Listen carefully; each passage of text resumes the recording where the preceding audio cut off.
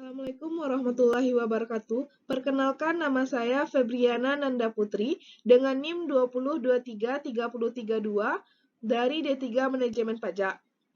Baiklah, pada kesempatan kali ini saya akan mempresentasikan hasil resum saya yang berjudul Keterampilan Komunikasi Telepon Perpajakan. Yang pertama, Revolusi Industri 4.0 dan Disruption Era. Tahun 2000, kehidupan manusia memasuki era revolusi industri 4.0. Ciri utama era ini adalah semakin berkurangnya peran manusia secara fisik dalam berbagai aktivitas sehari-hari dan produksi. Satu yang paling dihargai pada diri manusia adalah creativity. Contoh wujud era ini bisa kita alami saat melakukan e-parking di mall, di mana mesin berkomunikasi dengan mesin. Tinggal tekan tombol, lalu keluar karcis, dan selanjutnya portal dibuka. Tidak ada interaksi dengan manusia. Itulah contoh sederhana era baru ini. Selanjutnya, ada 3 literasi utama untuk bertahan di era revolusi industri 4.0 dan disruption era. Yang pertama ada literasi data, yang kedua literasi teknologi, dan yang ketiga literasi manusia. Secara sederhana dijelaskan bahwa ketiga ini menyangkut keterampilan memimpin, kemampuan bekerja dalam tim, serta keterampilan memahami budaya orang lain, serta menjalani hubungan dengan manusia lintas budaya. Untuk menjalani hubungan tersebut, manusia terlebih dahulu melakukan kontak dan berkomunikasi. Selanjutnya,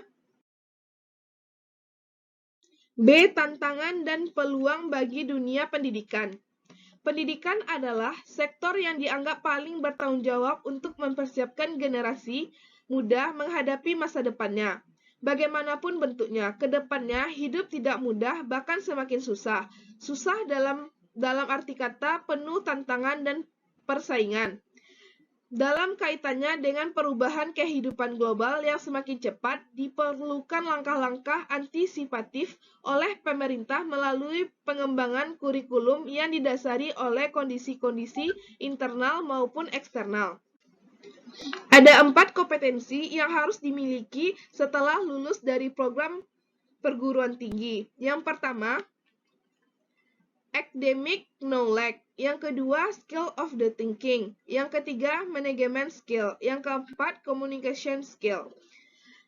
Keempat kompetensi tersebut menyatu dalam diri seseorang lulusan perguruan tinggi. Jika tidak lengkap, maka akan berpengaruh terhadap kualitas diri lulusan tersebut. Selanjutnya, C. Urgensi public speaking. Di sini komunikasi manusia itu terdiri dari 4 jenis komunikasi, yaitu dyadic communication, yang kedua small group communication, yang ketiga mass communication, yang keempat public speaking. Yang pertama, dyadic communication adalah komunikasi antara dua orang seperti komunikasi antar si A dengan B dalam sebuah percakapan. Yang kedua, small group communication adalah komunikasi dalam sebuah kelompok kecil 4-5 orang, di mana setiap orang bisa melihat atau bertatap muka langsung dengan yang lainnya.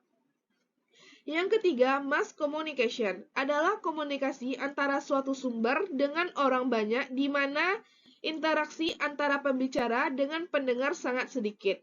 Yang keempat, public speaking adalah proses penyampaian ide atau informasi kepada publik, di mana antara pembicara dengan publik memiliki interaksi yang kuat.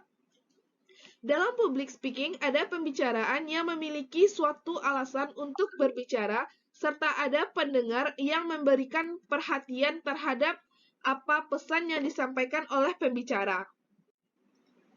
Ada beberapa arti penting public speaking adalah yang pertama, kemampuan public speaking adalah tuntunan hampir semua profesi. Dapat dibayangkan jika seorang guru memiliki kemampuan public speaking yang hebat, maka guru tersebut tidak hanya akan sukses mencapai tujuan pembelajaran yang kurikulum oriented atau exam oriented, tapi juga mampu menempatkan diri sendiri sebagai guru yang menginspirasi.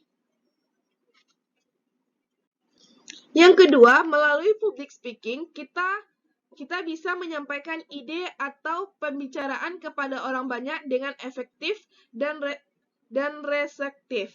Yang ketiga, melalui public speaking dapat dilakukan transfer of knowledge dengan lebih bermakna dan memicu terjadinya perubahan komprehensif pada diri pendengar, tidak hanya aspek pengetahuan saja, tapi juga aspek efektif dan konotif.